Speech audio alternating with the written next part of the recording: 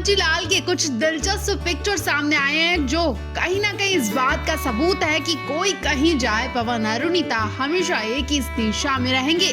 दुनिया कहीं भी जाए लेकिन पवन अरुणिता एक दूसरे के संग हमेशा रहते हैं और रहेंगे। वायरल फोटोज पुराने जरूर है लेकिन इनकी दोस्ती और प्यार नया नया दिखाई दिया। पवनदीप अरुणिता के कंधे पर हाथ रखे हुए और ऐसे रखे हैं जैसे अरुणिता उनकी दोस्त नहीं बल्कि उनकी वाइफ हैं। एक दूसरी फोटो में दोनों इंडियन आइडल के मंच पर पोज देते नजर आ रहे हैं। दोनों एक दूसरे के हाथ में हाथ डालकर आंखों ही आंखों में बातें कर रहे हैं और ये आंखों के इशारे अच्छी तरह से समझते हैं। ये सब आंखों ही आंखों से बातें कर लेते हैं। कई फोटोज में पवनदीप अरुणिता को अपने हाथ से खाना खिलाते नजर आ चुके हैं। कभी अरुणिता को चॉकलेट खिलाते हैं तो कभी केक और कभी अपने हाथ से खाना खिलाते हैं। उत्तराखंड में जब भी अरुणिता जाती हैं तो पवनदीप के घर का खाना खाकर बहुत खुश होती हैं। और होली पर तो पवनदीप अरुणिता ने सारे रिकॉर्ड तोड़ दिए। इस बार की होली पवनदीप अरुणिता ने यादगार बना दी। खूब रंग खेला और खूब मस्ती भी की है।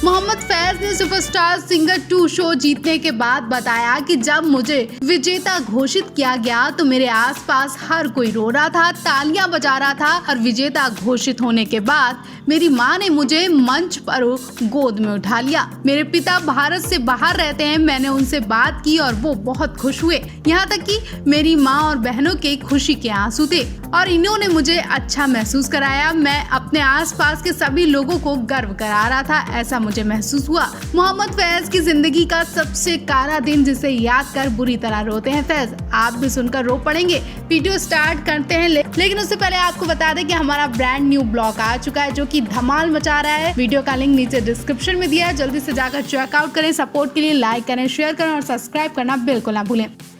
दरअसल फैज कुछ ऐसी मुसीबतों का सामना कर चुके हैं, शायद उनकी जगह कोई और होता तो हार मानकर किसी कोने में बैठा होता, लेकिन फैज ने बहुत कम उम्र में हालातों का सामना किया। फैज ने बताया कि बहुत टाइम बाद मेरी माँ और बहनों को हंसते हुए देखा गया, मुझे बहुत टाइम बाद खुशी मिली। सबने हंसना छोड़ दिया था क्योंकि हमें बस चारों तरफ कर्ज ही दिखाई देता था। फैज बताते कि एक समय ऐसा था जब उनके पापा कर्ज की वजह से उनकी माँ को और उन्हें छोड़कर विदेश चले गए थे। उसके बाद कर्ज चुकाना और सपना पूरा करना फैज के लिए बहुत मुश्किल था। 2008 में जोधपुर में जन्मे फैज अपने स्कूल में चॉकलेट बॉय के नाम से जाने जाते हैं। फैज ने जोधपुर के जिस स्कूल में पढ़ाई की वहाँ की लड़कियां भी फैज की दीवानी है, लेकिन फैज अपने सिंगिंग के करियर में इस कदर डूबे हैं कि वो किसी की तरफ देखते भी नहीं है। फैज स्कूल जाते हैं और आसपास की जगह जाकर सिंगिंग कंपटीशन में भाग लेते हैं। फैज ने love me India singing show में पहली बार पार्टिसिपेट किया था और इस शो में वो फर्स्ट रनर अप बने थे। उसके बाद सिंगिंग शो सारेगामापा में पार्टिसिपेट किया और 2019 में भी वो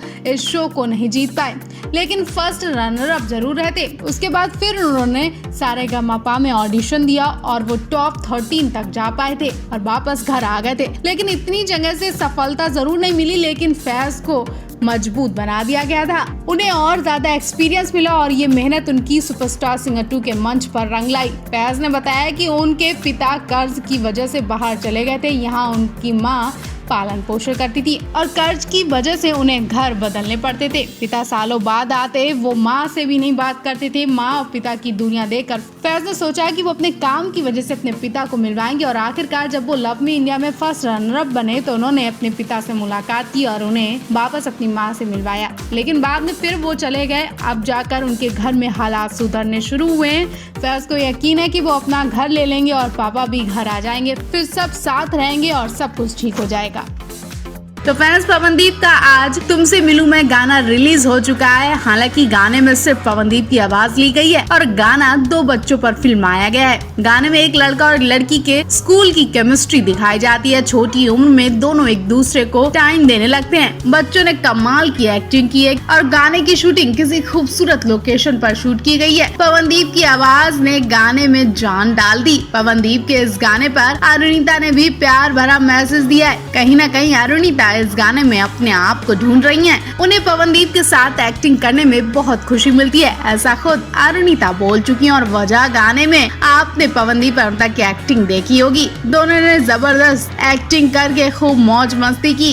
अब देखना होगा पवनदीप और अनीता का नेक्स्ट सॉन्ग कौन सा होने वाला है, जिसमें पवन और अनीता दोनों एक साथ मिलकर सिंगिंग और एक्टिंग दोनों करेंगे। तो आप इनके नए गाने को लेकर एक्साइटेड हैं कि नहीं, कमेंट बॉक्स में जरूर बताएं।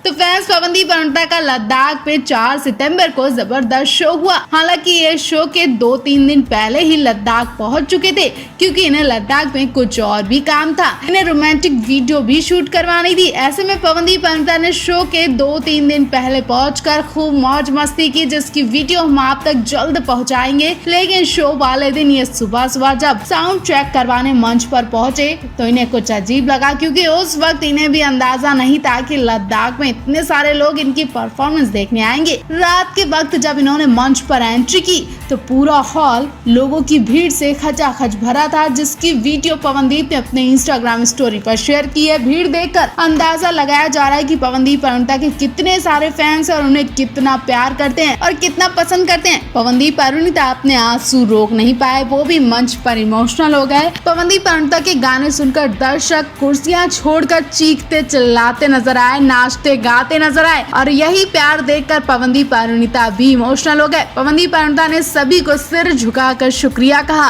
और ये भी कहा कि बस यही प्यार चाहिए और यही आशीर्वाद चाहिए, कुछ नहीं चाहिए बाकी। वही आपको बता दें, पवनदीप और अनीता लद्दाख से वापस लौटने वाले हैं, या यूँ कहें कि कुछ ही देर में आपको पवनदीप और अनीता इंडिया में दिखाई देंगे, क्योंकि आप मुंबई में भी पवन और अनीता के शो होने वाले हैं। कुछ नए गाने भी रिलीज होने वाले हैं और अभी कुछ दिन पहले ही पवनदीप और अनीता का वजह गाना रिलीज हुआ, जिसे बहुत अच्छा रिस्पांस मिला। गाना कुछ ही दिन में टॉप पर आ गया।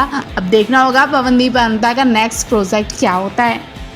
तो फैंस, पवनदीप ने लद्दाख की जिस जगह की वीडियो शेयर की है उसका नाम है हेमिस मोनेस्ट्री, यानी जिसे हेमिस मठ भी कहते हैं। लेह के दक्षिण में 45 किलोमीटर की दूरी पर स्थित है हेमिस मठ। ये लद्दाख का सबसे प्रसिद्ध बौद्ध मठ है और देश का एक धरोहर स्थल भी है। सिंधु नदी के किनारे शानदार पहाड़ों के बीच स्थित ये मठ इस क्षेत्र का सबसे बड़ा और सबसे लोकप्रिय मठ है और इसलिए इस जगह पर टूरिस्ट भी आते हैं। टूरिस्ट के लिए ये आकर्षण का केंद्र बना हुआ है। आपको बता दें, हेमिस मठ भारत के सबसे धनी मठों में से एक है, क्योंकि यहाँ पर सोने और चांदी से बने स्तूपों के अलावा भगवान बुद्ध की एक शानदार तावे की मूर्ति भी बनी हुई है। इसी खूबसूरत मठ में पवनदीप और अनीता इस वक्त है और यहाँ का पूरा नजारा ले रहे हैं। यहाँ की एक एक चीज को अपनी वीडियो में दिखा रहे हैं।